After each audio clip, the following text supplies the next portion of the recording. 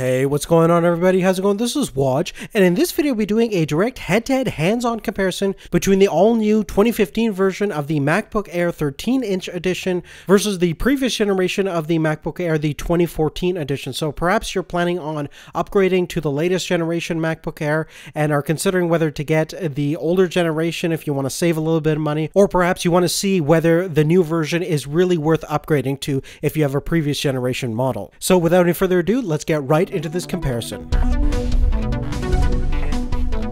Now, firstly, I would have to say the difference between the 2014 and 2015 version of the MacBook Air is quite minor. In most cases, you're looking at a 90 to about 85% of the exact same specifications. Certainly in terms of design and overall dimensions, they're the exact same form factor with the exact same thickness of 3mm at its thinnest point and about 17mm at its thickest point. They both weigh the exact same amount of just under 3 pounds. And the only real difference externally is that when you're taking a look at the ports on these two computers, we now have the inclusion of Thunderbolt 2.0 versus the last generation had Thunderbolt 1.0. So basically, your speed goes from 10 gigabits per second per channel to 20 gigabits per channel with Thunderbolt 2.0 connectivity. So if you have upgraded hardware that supports Thunderbolt 2.0, you'll see that advantage in terms of speed. If you don't use a lot of Thunderbolt products, you're pretty much looking at the exact same connectivity in terms of USB 3.0.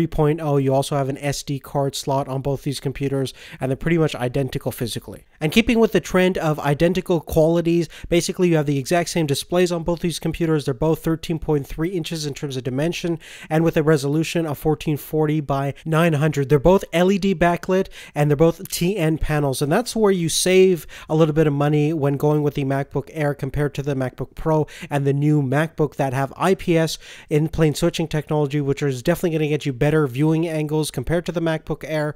Unfortunately, the new Air does not have a better panel than last year's, so the viewing angles aren't great, but it's fine when you're looking straight at it. Now let's finally start talking about some of the differences between these two computers, and that's certainly the internal hardware. And under the hood, the base model of both of these two computers are using completely different architecture. We're using Intel 5th generation Core i5 processors on the 2015 version, which is clocked at about 1.6 gigahertz. That's a dual core chip, and it can turbo up to 2.7 gigahertz, which is certainly an improvement from the last year's 4th generation Intel Core i5 processor on the 2014 edition of the MacBook Air, which was typically clocked in around 1.4 gigahertz on the base model. And you can configure the new Air up to 2.2 gigahertz with a Core i7 processor, which is certainly an improvement from last year's 1.7 gigahertz Core i7 processor. So you are going to find a little bit of performance difference, especially if you do any kind of CPU intensive base applications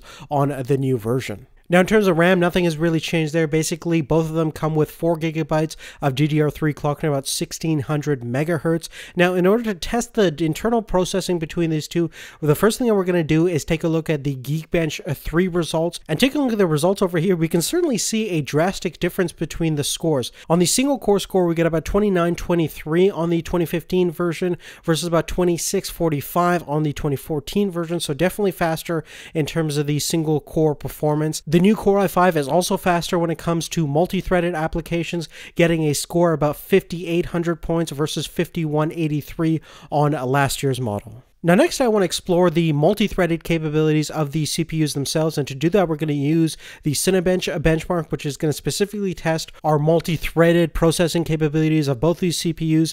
And you can see from the results, we basically have a higher score, about 259 points on our 2015 edition versus about 226 points on last year's version of the Air. Now keep in mind, in real life, there won't be a huge 9-day difference between the processing capabilities of these two computers.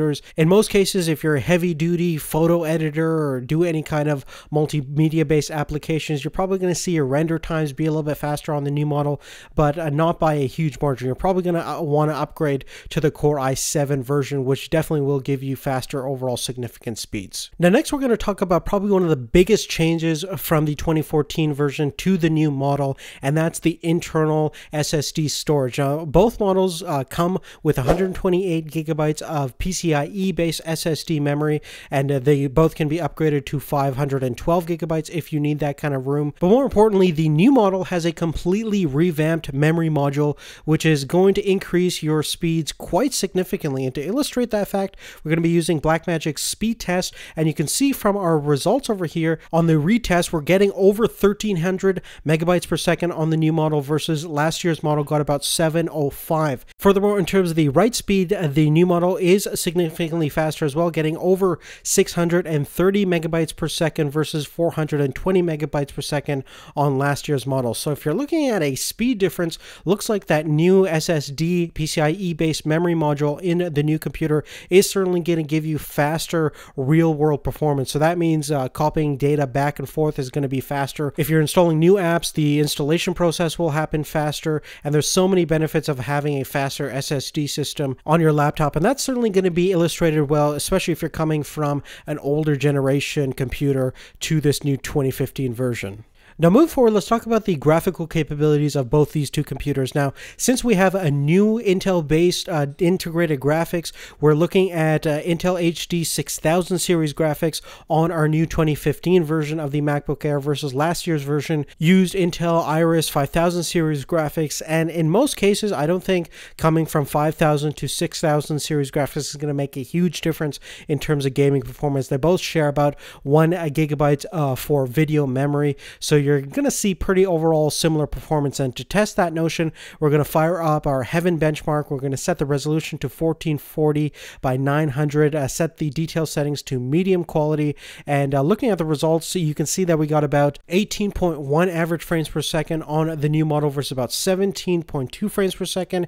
And in terms of points, we got about 455 points on our new model versus about 433. So as we stated before, there's not going to be a massive difference in terms of graphical performance. They're both using essentially a very similar architecture, and there's not going to be a major difference, especially if you're a gamer. And when you're probably looking at a MacBook Air, you're probably not going to be looking at a intense gaming machine. And in terms of most kind of casual stuff, you can probably play whatever you want, but any kind of serious gaming, you're probably going to want to move over to some other type of laptop. Now, the very last thing that we're going to talk about is the battery performance, and unfortunately, there's not really a difference between the two. Both laptops have the same battery capacity, about 54 watt-hour lithium polymer batteries, and in most cases you're going to get about 12 hours of wireless web browsing time. And based on my own personal test, I got around 12 and a half hours out of both batteries, and the new one just performed maybe about 5 to 10 minutes on average better, mostly because it has that new 5th generation Intel processor, which is a little bit more power resourceful. So really, if you gain anything in terms of battery life, it's probably going to be that new generation processor. But again, the difference in terms of battery performance is so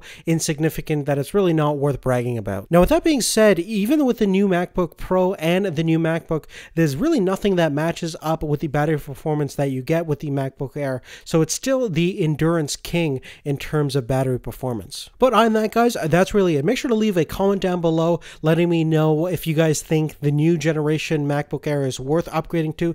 Perhaps not if you have a 2014 version, but perhaps you have an older generation computer and you're wanting to get something that's really great in terms of battery life and something that's going to last you quite a while and it's going to hold its value quite well. And based on my personal experience, I know many of those factors are certainly true when you're looking at the MacBook Air. So definitely let me know on a comment down below. Give us a thumbs up if you like this video, and we'll have a whole bunch of new comparisons with the brand new MacBook Pro and eventually the new MacBook coming out very soon. So definitely check out our channel for all those videos. Thanks again for watching. We'll see you later. Take care.